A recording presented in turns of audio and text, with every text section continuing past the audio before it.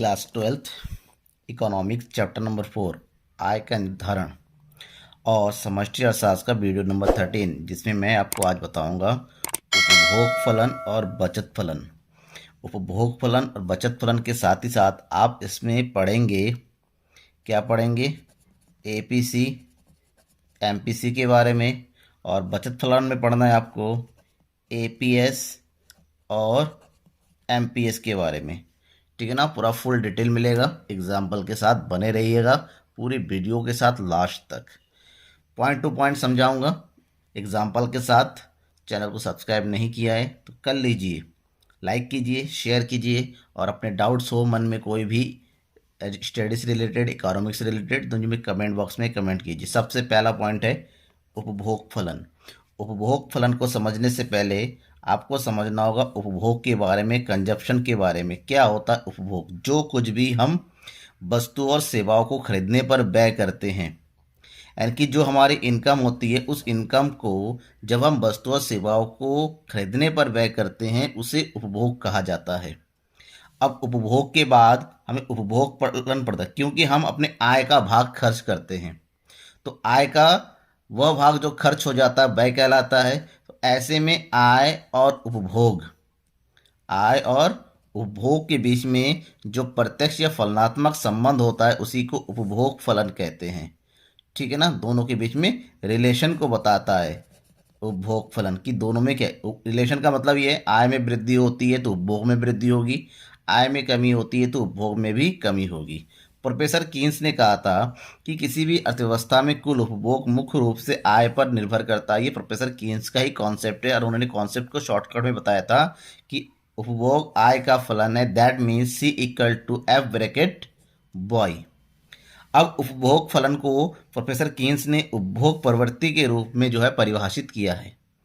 उपभोग प्रवृत्ति किसे कहते हैं? उपभोग प्रवृत्ति का मतलब ये होता है आय में होने वाले परिवर्तन से उपभोग में होने वाले परिवर्तन का अनुपात। मतलब आय में कितना परिवर्तन होने से उपभोग में कितना परिवर्तन होता है, इसका जो अनुपात होता है, इस अनुपात को उपभोग प्रवृत्ति कहते हैं। और उपभोग प्रवृत्ति को दो प्रकार में बांटा गया है, औसत उपभोग प्रवृत्ति और सीमांत उपभोग प्रवृत्ति।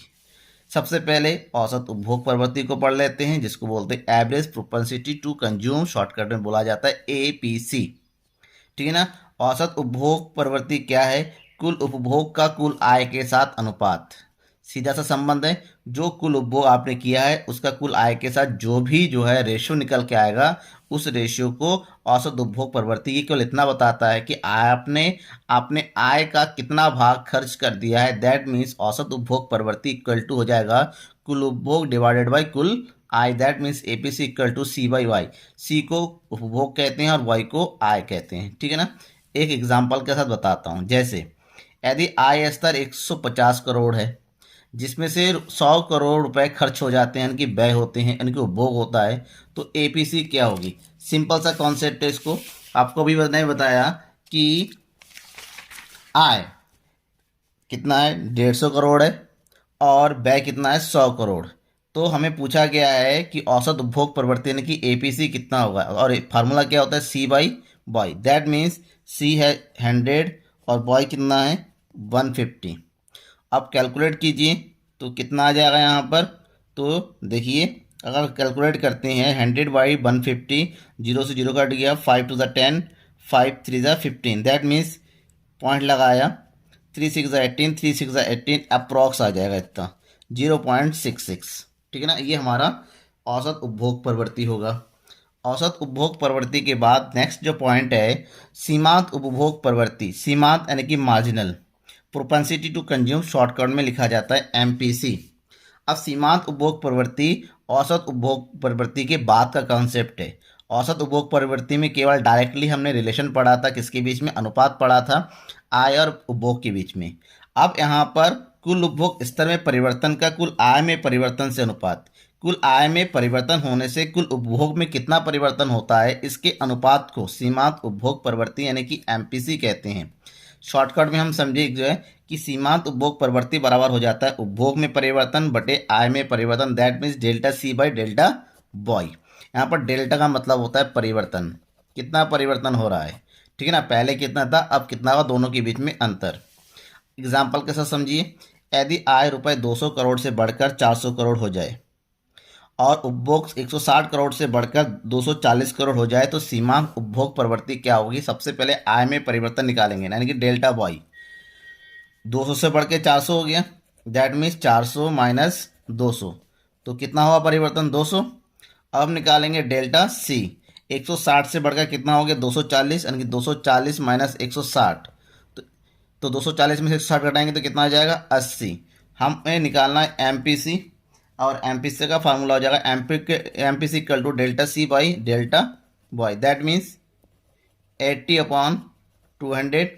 काटिए इसको, 0 से 0 कट गया, 4 2 ज़ा 8, 4 5 ज़ा 20, दैट मीन्स 0.54 ज़ा 20, 0.4 ये हमारा क्या होगा? एमपीसी होगा।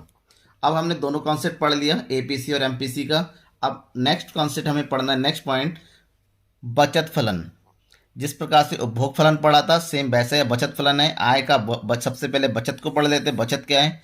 आय का वह भाग जो व्यय करने के बाद बच जाता है उसे बचत कहते हैं। That means saving equal to income minus consumption. आपने अगर 200 रुपये कमाया है, उसमें से अगर 150 खर्च कर दिया तो उसके बाद जो बचेगा वही बचत कहलाएगा।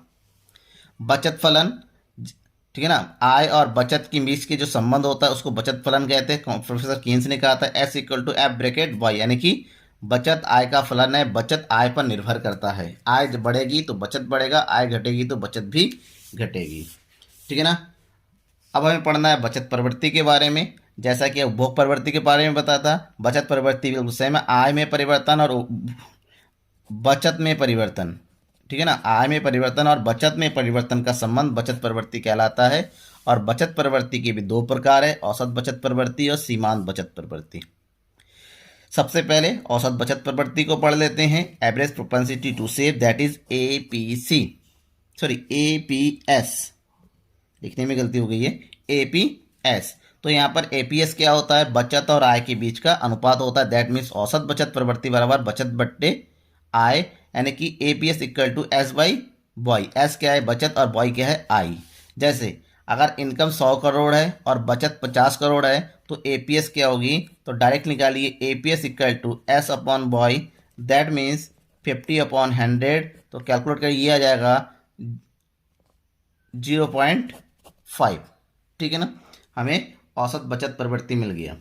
अब नेक्स्ट पॉइंट जो है सीमांत बचत प्रवृत्ति का है, marginal propensity to save, that means MPC. MPC क्या है? आय में होने वाले परिवर्तन के कारण बचत में होने वाले परिवर्तन का अनुपात, यानी कि हमने जो इनकम है, इनकम जो परिवर्तित हो गया है उसकी तुलना में बचत में कितना परिवर्तन होता है, इसी को सीमांत बचत प्रवृत्ति कहते हैं। दैट मीन्स सीमांत बचत प्रवृत्ति बराबर बचत में परिवर्तन बटे आय में परिवर्तन। शॉर्टकट में लिखें, MPS equal to delta S by delta Y. उदाहरण का समझे, इस फार्मूले को उदाहरण में यूज करते हैं हम। यदि आय रुपए 200 करोड़ से बढ़कर 400 करोड़ हो जाती है और बचत 50 करोड़ से बढ़कर 100 करोड़ हो जाती है तो एमपीएस कितना होगा, यानी कि सीमांत प्रवृत्ति कितना होगा। तो फार्मूला लगाते हैं। सबसे पहले MPS equal to delta S upon delta Y, that means delta S कितना है? 150 से 100, दैट मीन्स 100 माइनस 50, तो ये हो गया 50 करोड़। और डेल्टा वाई निकालेंगे 200 से 400, दैट मीन्स 400 माइनस 200 बराबर 200। अब इसको कैलकुलेट कीजिए, फार्मूले में रखिए। तो एमपीएस इक्वल टू 50/200, 0 से 0 कट गया, ठीक है ना। अब इसको कैलकुलेट करेंगे, तो कैलकुलेट करते हुए कितना आ जाएगा यहाँ पर? तो 5 × 5, 5 × 4 = 20, तो 0.25। This is our MPS. Thank you.